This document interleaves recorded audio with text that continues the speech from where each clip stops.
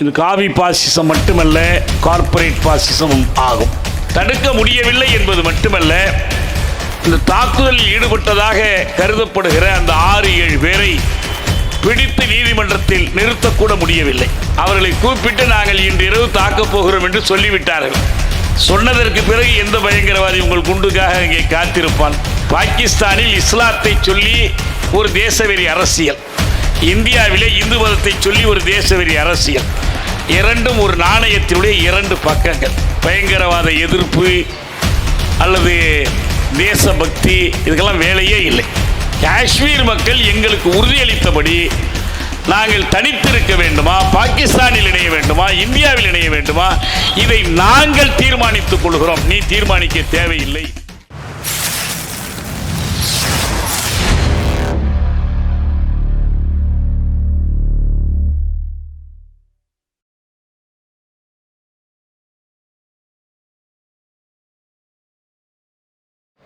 பகல்காம் தாக்குதலையொட்டி நாட்டை பயங்கரவாத பேராபத்துக்குள் தள்ளியிருக்கிற காவி பாசிச கும்பலை வீழ்த்துவோம் என்ற முழக்கத்தோடு புரட்சிகர மக்கள் அதிகாரம், புதிய ஜனநாயக தொழிலாளர் முன்னணி ஆகிய அமைப்புகள் தமிழ்நாடு தழுவிய பரப்புரை நடத்தி முடித்து அதனுடைய நிறைவாக இந்த ஆர்ப்பாட்டம் நடைபெறுகிறது. இந்த ஆர்ப்பாட்டத்தில் கலந்து கொண்டிருக்கிற அன்பிற்குரிய தோழர்களே, நண்பர்களே, இங்கே எனக்கு முன்னாலே உரையாற்றிய தோழர் யுவன் அவர்கள் முடிக்கிற போது சொன்னார், இது காவி பாசிசம் மட்டுமல்ல, கார்ப்பரேட் பாசிசமும் ஆகும். இந்த இரண்டுக்கும் இடையிலான உறவுதான் இன்றைய அரசினுடைய சாரமாக இருக்கிறது. நான் பலமுறை தெளிவாக கூறியது போல, எந்த பயங்கரவாதத்தையும் நாம் ஆதரிக்கவில்லை, எந்த பயங்கரவாதத்தையும் நாம் நியாயப்படுத்தவில்லை. அரச பயங்கரவாதமானாலும் குடிப்பயங்கரவாதமானாலும் அது மக்களுக்கு எதிரானது. எந்த நோக்கத்தின் பேரிலும் அப்பாவிகளின் உயிர்கள் பறிக்கப்படுவதை நாம் ஏற்க முடியாது. பகல்காமில் கொலையுண்ட அந்த அப்பாவிகள் 26 பேர், அவர்கள் யாரும் எந்த கொள்கைக்காகவும் உயிர் துறக்கவில்லை, யாருக்கும் அவர்கள் பகைவர்கள் அல்ல. எனவே அவர்கள் மீது நடத்தப்படுகிற பயங்கரவாத தாக்குதலை நாம் கண்டிக்கிறோம். சட்டப்படி கடுமையான தண்டனையை அவர்கள் அடைய வேண்டும். ஆனால் இந்திய அரசு, அங்கே பேருக்கு ஒரு மாநில அரசு இருக்கிறது, அவர்கள் கையில் எந்த அதிகாரம் கிடையாது. ஒமர் அப்துல்லா ஒப்புக்கு உட்கார்ந்திருக்கிறார். இந்திய இராணுவம், இந்திய ஆயுத படைகள் தான் அங்கே அடிக்கடி நின்று கொண்டிருக்கின்றன. 2019ஆம் ஆண்டு காஷ்மீர் சிக்கலில் ஒரு மாற்றத்தை கொண்டு வருகிறேன் என்று அமித்ஷா இந்திய நாடாளுமன்றத்தில் காஷ்மீருக்கான தனிப்பிரிவாகிய 370வது அரசமைப்பு சட்ட பிரிவை செயலிழக்க செய்து அறிவித்தார். அறிவித்தது மட்டுமல்ல, இந்த மாநிலத்தில் பல்வேறு கட்சிகளைச் சேர்ந்த தலைவர்கள், தொண்டர்களை மட்டுமல்ல, ஃபருக் அப்துல்லா, ஓமர் அப்துல்லா, முஃப்தி முகமது போன்ற முன்னாள் முதலமைச்சர்கள், கடந்த காலத்தில் இதே பாரதிய ஜனதாவோடும் காங்கிரஸோடும் கூட்டணி அமைத்த தலைவர்கள், அவர்களையும் வீட்டுக் காவலில் சிறையில் அடைத்தார்கள். பாதுகாப்பு சட்டம் என்ற பெயரில் கடுமையான விதிகளில் நீதிமன்றத்திற்கு சென்றும் கூட அவர்களை விடுதலை செய்ய முடியாத அளவுக்கு கடுமையான சட்டங்களை நிறைவேற்றினார்கள். வீட்டுக்கு வீடு வாசலில் காவல்துறை நின்றது. இஸ்லாமியர்கள் மொஹர்ரம் போன்ற பண்டிகைகளுக்கு அவர்களுடைய மசூதிக்கு சென்று வழிபாடு நடத்துவது, கூடி தொழுகை செய்வது ஆகியவையும் கூட தடை செய்யப்பட்டன.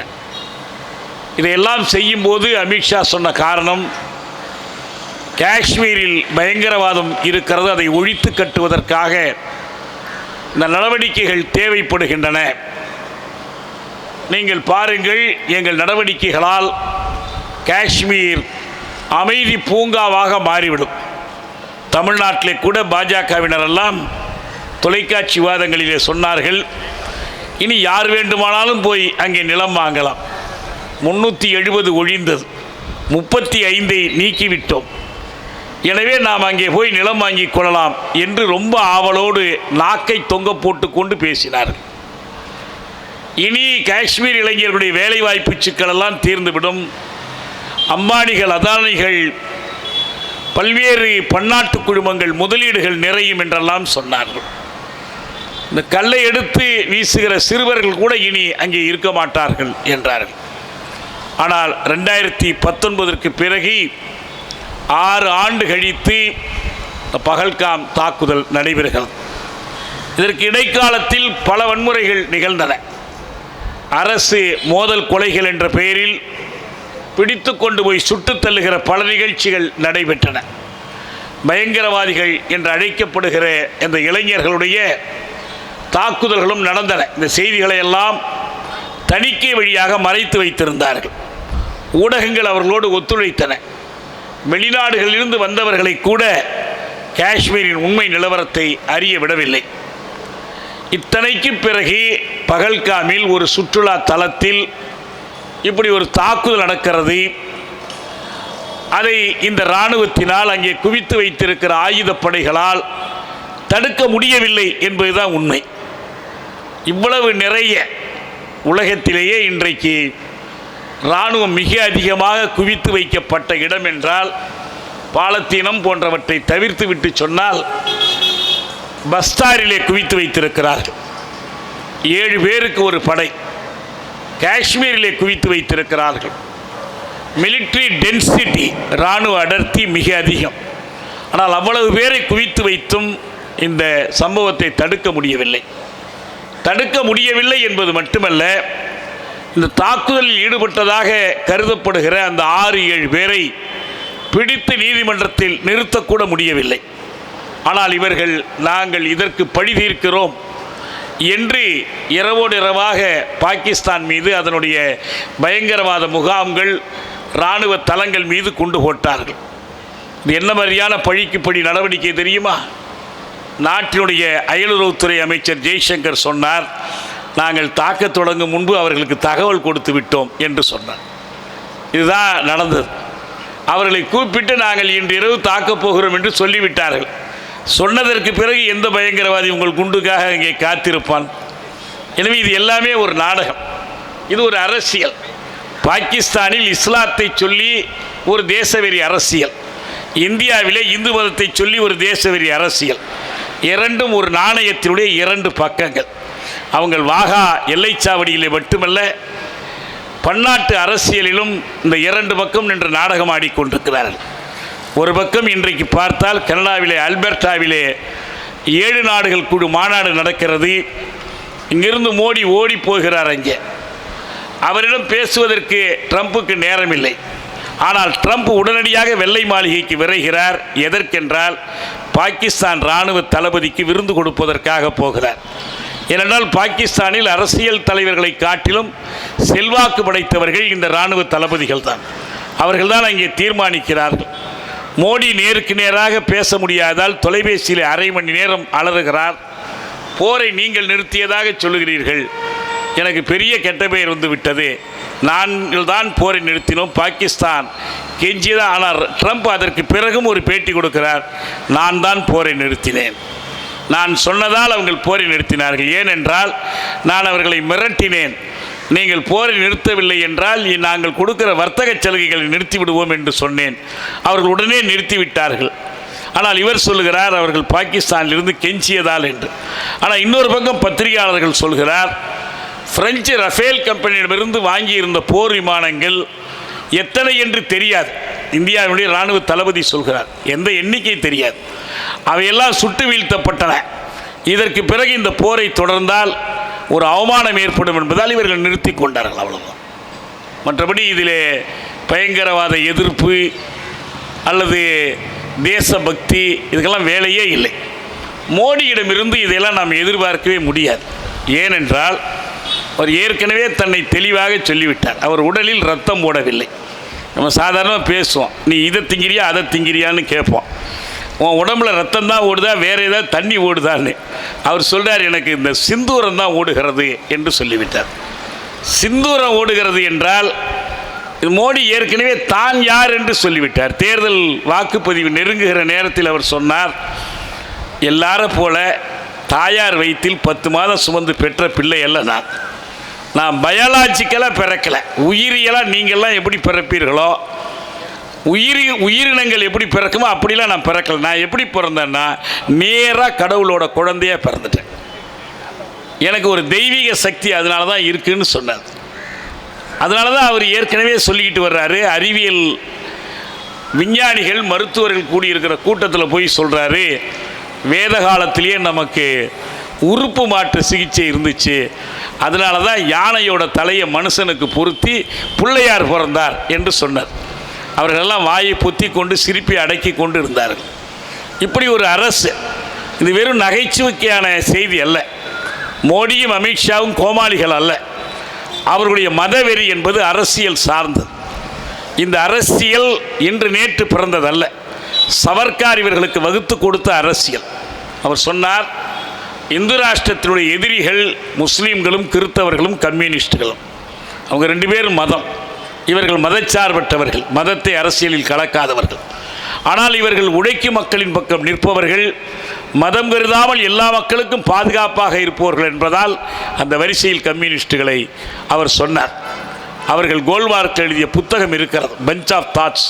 அதில் வெளிப்படையாக எழுதியிருக்கிறார்கள், இந்த பாகிஸ்தான் இஸ்லாமிய அரசு இது ஒரு மதச்சார்பற்ற அரசு என்று காட்டுவதற்கு முற்படுகிறார்கள். ரொம்ப நுணுக்கமாக நாம் பார்த்தோம் என்றால், பாகிஸ்தான் அரசில் இஸ்லாம் வகிக்கக்கூடிய பங்கை மோடி வந்த பிறகு அல்ல, இந்திய அரசு அமைக்கப்பட்ட காலத்திலிருந்து இந்துத்துவம் பங்கு வைத்து கொண்டிருக்கிறது. நான் உங்களுக்கு ஒரு சான்று மட்டும் சொல்லுகிறேன். பாகிஸ்தானில் இன்றைக்கு எது ஆட்சி மொழி? உருது ஆட்சி மொழி.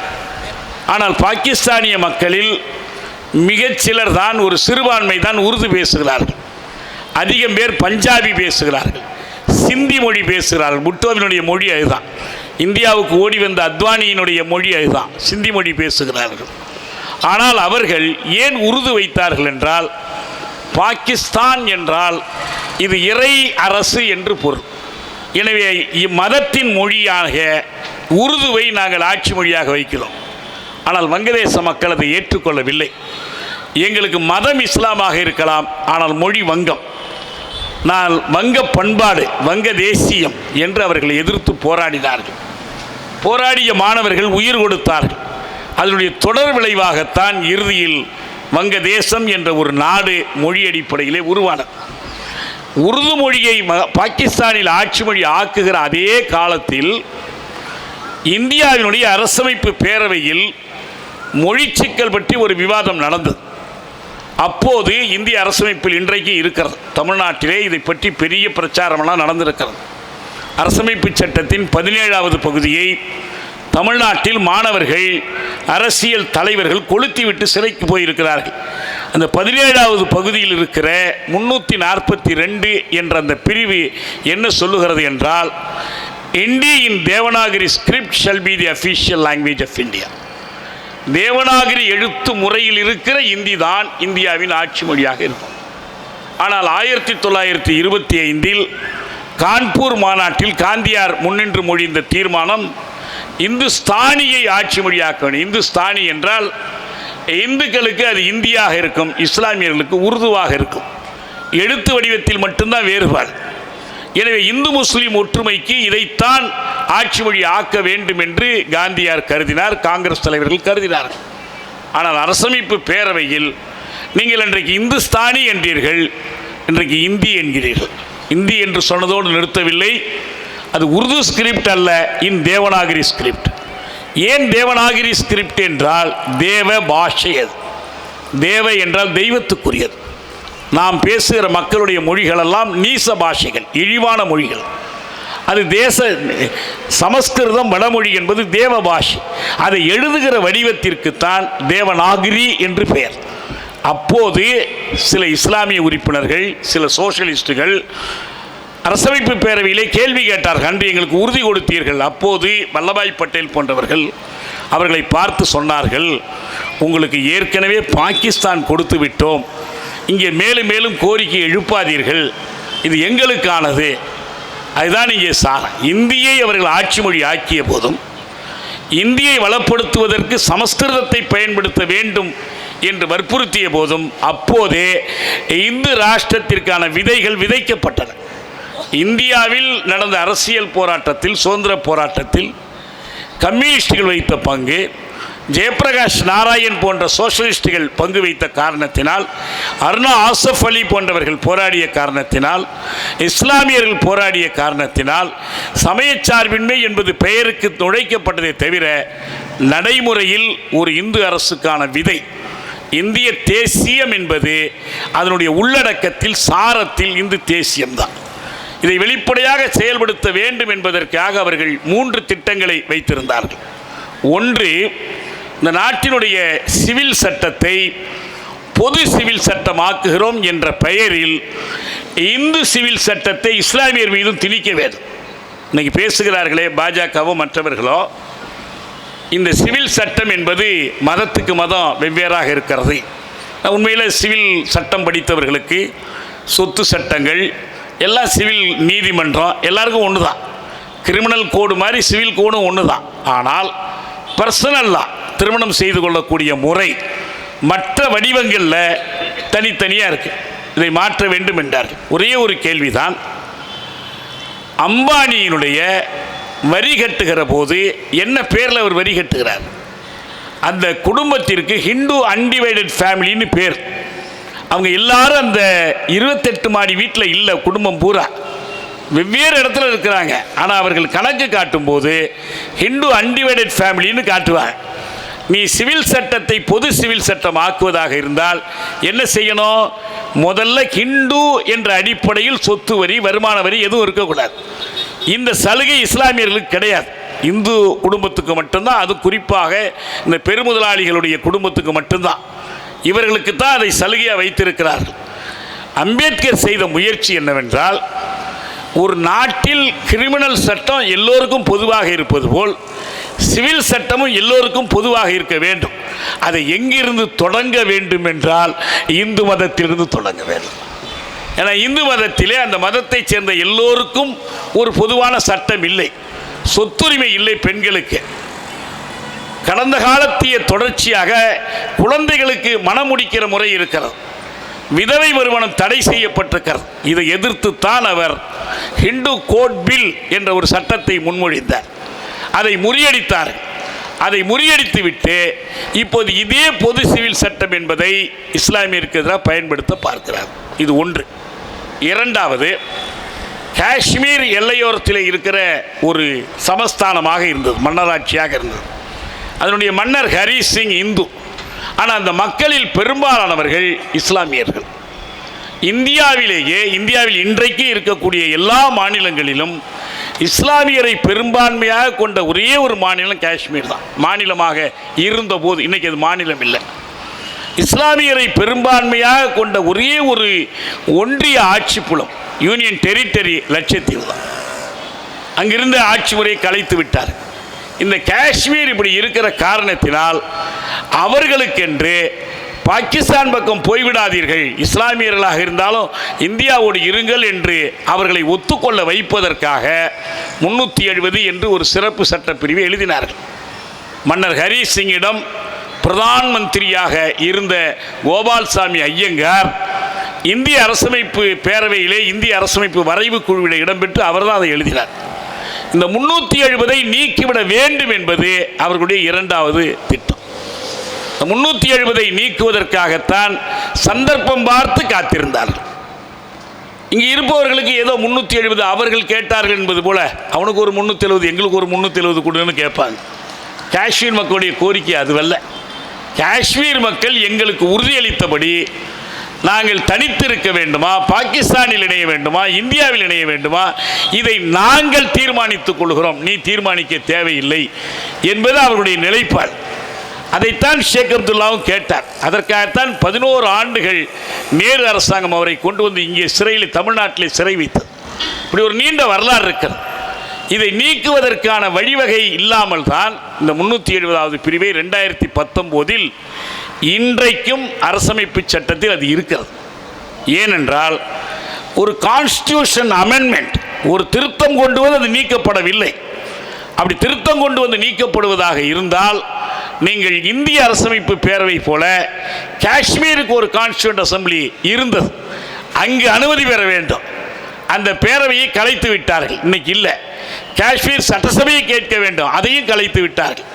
இதை செய்கிற நேரத்தில் காஷ்மீரில் ஒரு முதலமைச்சர் இல்லை, அவரையும் கேட்க முடியாது. எனவே அமித்ஷா சொன்னார், கவர்னர்கிட்ட கேட்டோம் செஞ்சுங்கன்ட்டார். கவர்னர் யாரு?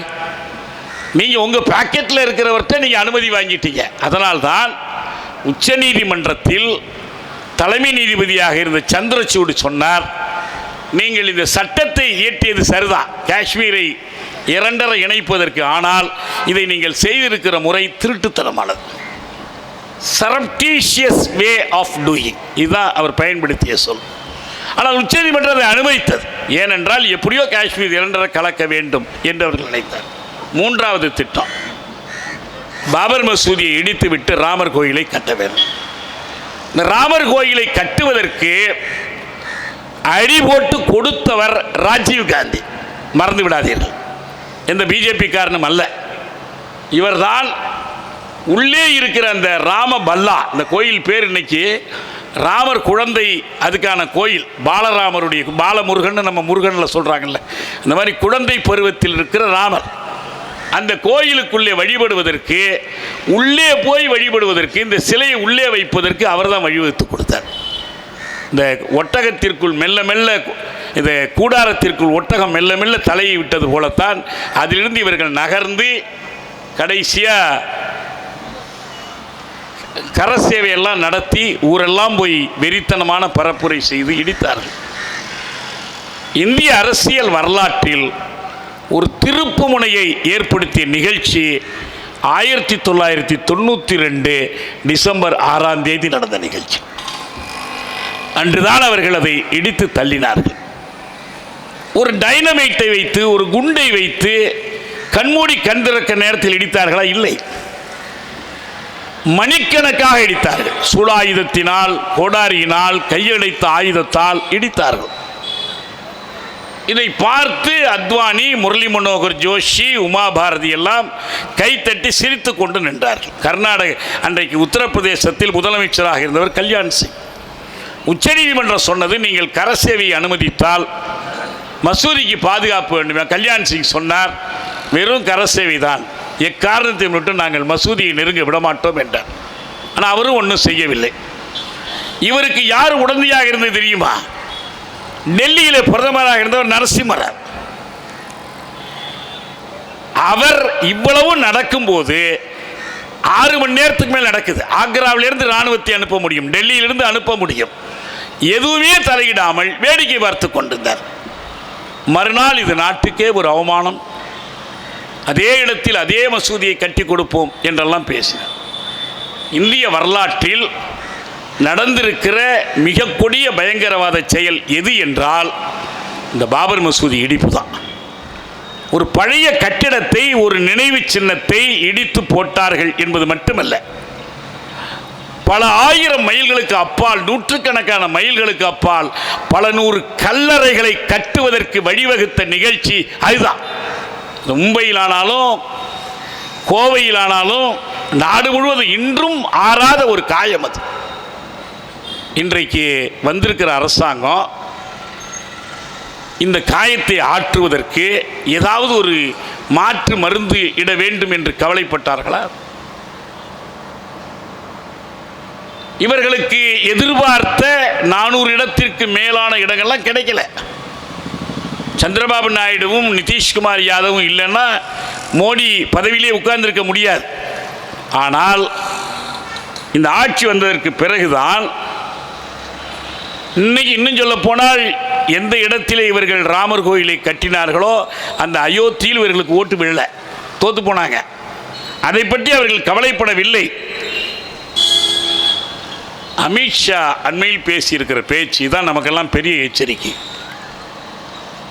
இந்த ஆட்சியை மக்களிடையே மதவெறியை தூண்டி அரசியல் செய்யக்கூடிய இந்த பாசிச காவி கும்பலை இந்த நாட்டில் அடியோடு தனிமைப்படுத்த வேண்டும். அரசியலில் இவர்களுக்கு எந்த இடமும் இருக்கக்கூடாது என்பதற்கு ஒரு காரணம் என்னவென்றால், இவர்கள் செய்த கொடுமை பற்றி வருந்தியதும் இல்லை, திருந்தோம் இல்லை என்பதற்கு சான்று 2024 ஜனவரி 22 இந்தியாவின் உண்மையான சுதந்திர தினம் என்று அறிவித்திருக்கிறார். ஏன் ஆகஸ்ட் 1947 ஆகஸ்ட் 15 அல்லது ஜனவரி 26 சுதந்திர தினம் கூடிய எதுவுமே இல்லை. இதை சொல்றது யார்? அனைத்து அதிகாரம் பொருந்திய அமித்ஷா. அமித்ஷா அறிவிக்கிறார், இந்தியாவின் உண்மையான விடுதலை நாள் எது என்றால் அது இந்த 2024 ஜனவரி 22. ஏன்? அன்றுதான் ராமர் கோயிலுக்கு குடமுழுக்கு செய்தார்கள், பிரதிஷ்டை பண்ணினார்கள். யார் பண்ணா? சங்கராச்சாரியெல்லாம் இல்லை, மோடியே பண்ணார், நாட்டோட பிரதமர் பண்ணார். அதுதான் விடுதலை நாள். இதனுடைய பொருள் என்ன? அவர்கள் எந்த இந்து ராஷ்டிரத்தை இலக்காக கொண்டிருக்கிறார்களோ அந்த இந்து ராஷ்டிரத்தை நடைமுறைப்படுத்த தொடங்கிவிட்டார்கள். இது இனி வரப்போவதல்ல. இதற்கு தடையாக இருக்கிற யாரை வேண்டுமானாலும் கொலை செய்ய, பொய் வழக்கில் சிறையில் அடைக்க அவர்கள் அநியமாக இருக்கிறார்கள். பாகிஸ்தானோடு போர் புரிந்தார்கள். ட்ரம்ப் சொன்னாரோ, ரஃபேல் விழுந்ததோ அல்லது எந்த காரணத்தினால் பின்வாங்கினார்களோ நிறுத்திவிட்டார்கள், போரை நிறுத்திவிட்டார்கள். ஆனால் காங்கிரஸ் ஆட்சி இருந்த காலத்திலே தொடங்கி இந்திய நாட்டினுடைய மைய பகுதியில் சத்தீஸ்கரிலும் மகாராஷ்டிரத்திலும் ஒரிசாவிலும் சந்தால் பகுதியிலும் எல்லாவற்றிலும் குறிப்பாக பஸ்தார் பகுதியில் சில மாவட்டங்கள் தான், அது 7-8 மாவட்டங்கள் தான், இராணுவத்தை குவித்து வைத்துக் கொண்டு நம்மூர் வேட்டி கட்டிய சிதம்பரம் உள்துறை அமைச்சராக இருக்கும்போது சல்வாஜுடன் தொடங்கினார். அவர்தான் பச்சை வேட்டை தாக்குதலை தொடங்கினார். ஈழத்தில் முள்ளிவாய்க்காலில் நிகழ்த்திய இனப்படுகொலையை பஸ்தாருக்கு ஒத்திகையாக நடத்தினார்கள், வெள்ளோட்டமாக நடத்தினார்கள். இதை நடத்தினார். அது இன்றைக்கு தொடர்கிறது. 2026 மார்ச் மாதத்திற்குள் மாவோயிஸ்டுகள் எல்லாம் ஒழித்து விடுவோம் என்று அவர் அறிவிக்கிறார். நெட்டன்யாகு காசாமுனையில் இருக்கிற பாலத்தினர்கள் எல்லாம் ஒழித்து விடுவோம் என்று சொல்லி என்ன செய்கிறார் தெரியுமா? ஆயுதமேந்திய ஹமாஸ் வீரர்களை மட்டும் அவர் வீழ்த்தவில்லை, பசியோடு துடித்துக் கொண்டிருக்கிற சின்னஞ்சிறு குழந்தைகளை சுடுகிறார்கள். ஏனென்றால் இவர்கள் வளர்ந்தால் பாலத்தீனத்திற்காக போராடுவார்கள். இதுவேதான் அமித்ஷாவினுடைய கணக்கு. இந்த பஸ்தாரில் பழங்குடி மக்களை, பெண்களை, குழந்தைகளை கொடூரமாக சுட்டுக் கொலை செய்கிறார்கள். இந்த படுகொலை யாருடைய நலனுக்காக? அங்கே நிலக்கரி 1 டன் தோண்டி எடுத்தால் அரசுக்கு 5 ரூபாய் கிடைக்கும், 25 ரூபாய் கிடைக்கும் அதிகம் போனால். ஆனால் இந்த தோண்டி எடுக்கிற பெரிய குழுமங்கள், அம்பானி, அதானி, டாடா அல்லது மற்ற குழுமங்கள், பாரதி மிட்டல், அகர்வால், ஸ்டெர்லைட் நடத்தினானே அகர்வால், இவர்களுக்கெல்லாம் 1 டன்னுக்கு 5000 ரூபாய் கிடைக்கும். யாருடைய கொள்ளைக்காக இது நடத்தப்படுகிறது? என்ன இந்து மதத்தை வளர்க்கறதுக்காக நடத்துகிறாங்களா? ராமபஜனைக்காக நடத்துகிறாங்களா? இயற்கை செல்வங்களை கொள்ளையிடுவதற்கு பூமி தாயின் அடிவயிற்றை கிழித்து 1000 ஆண்டுகளாக அங்கே பக்குவப்பட்டிருக்கிற இரும்பை, கனிமத்தை, பாக்சைட்டை, பல்வேறு கனிம உலோகங்களை திருடி அதன் மூலம் இவர்களுடைய படைத்தொழில், விமானம், ராக்கெட்டு, ட்ரோன், அந்த ட்ரோனை அங்கே பயன்படுத்துகிறார்கள். பஸ்தார் மக்களுக்கு எதிராக பயன்படுத்துகிறார்கள். வீட்டை விட்டு வெளியே வர முடியாது, வயலிலே வேலை செய்ய முடியாது. ஒரு கடுமையான போராட்டத்தை அவர்கள் சந்தித்துக் கொண்டிருக்கிறார்கள். இதற்கும் இவருடைய மசூதி இடிப்பு, ராமர் கோயில் அரசியலுக்கும் இருக்கிற தொடர்பை தான் நாம் புரிந்து கொள்ள வேண்டும். ஏதோ இந்து மதத்தின் மேலே பக்தி கொண்டு, ராம பக்தி கொண்டு, முருகர் மேலே இங்கே பக்தி வந்து ஒரே ஒரு கேள்வி தான், ஏன் முருகன் மாநாடு நடத்தலை? சுப்பிரமணிய மாநாடு ஏன் நடத்தலை? ஏன் தண்டாயுதபாணி மாநாடு நடத்தலை? முருகனுக்கு நாங்கள் தான் முருகன் பேர் வச்சோம் தமிழில். முருகன் என்றால் அழகன். நீ என்ன பேர் வச்சிருக்க? தண்டாயுதபாணி, சுப்பிரமணிய. முருகனாக இருக்கும்போது வள்ளி அவனுடைய மணாலி. சுப்பிரமணியனால தேவயானை வந்துடுவா. அப்புறம் உங்கள் அப்பா பரமசிவன், ஆத்தா பார்வதி எல்லாரும் வந்துடுவாங்க. ஏன் அப்படி நடத்த? உன் புராண கதையின்படி நடத்த. ஏன் இந்த முருகனுக்கு ஒரு கோயில் பார்லிமெண்ட்டில் மோடி வீட்டில் திறக்கலாம்ல? ராமர் தான் உங்களுடைய தேசிய வீரன். இப்போ இந்த ஊருக்கு எதுக்கு அப்புறம் முருகன்? மத நம்பிக்கை அல்ல. இன்னொரு செய்தி உங்களுக்கு புரிஞ்சுக்கொள்ளணும். இந்துத்துவத்தின் ஆசான் இந்து ராஷ்டிரம் இப்படித்தான் இருக்கும் என்று புத்தகம் எழுதியவன். இவர்கள் எல்லோருக்கும் இந்துக்களே நீங்கள் இராணுவமயமாகுங்கள், இராணுவத்தினரே நீங்கள் இந்துமயமாகுங்கள் என்று கற்றுக் கொடுத்த சவர்கார் அவன் கடவுள் நம்பிக்கை இல்லாதவன். இந்த வெளிப்படையாக சொல்லியிருக்கான்.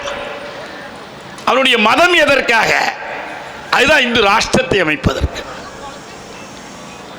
அவன் மத வழிபாட்டுக்காகவோ பக்திக்காகவோ பட்டை பூசுவதற்கோ நாமம் போடுவதற்கோ அல்ல. இது அப்பட்டமான மதவெறி அரசியலுக்கு அவன் இந்த மதத்தின் பெயரை பயன்படுத்த. இன்னொரு சான்று நான் சொல்லுகிறேன். நாம் அடிக்கடி மோடி பற்றி பேசும்போது சொல்கிறோம், மோடியினுடைய நெருங்கிய கூட்டாளி யார்? கௌதம் அதானி, அப்புறம் அம்பானி, அப்புறம் மற்றவன். இன்னும் சொல்ல போனால் நாம் குரோனி கேபிட்டல் என்று சொல்லுகிற அந்த ஒட்டு முதலியத்துக்கு சான்று.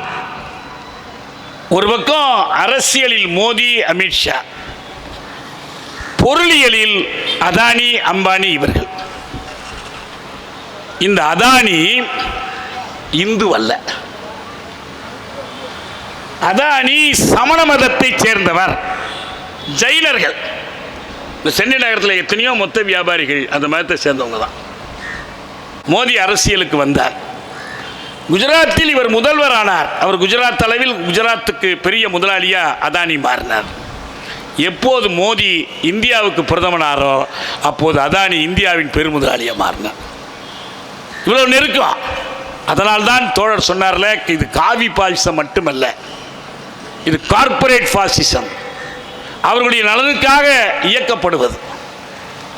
இவர்களுக்கு ஒருபோதும் இடம் கொடுக்கக்கூடாது. ஆனால் இதே கார்ப்பரேட்டுகளை வளர்த்து கொண்டு, ஒரு உதாரணம் சொல்கிறேன். இந்த இந்தியா கூட்டணி பற்றி சொன்னீங்க.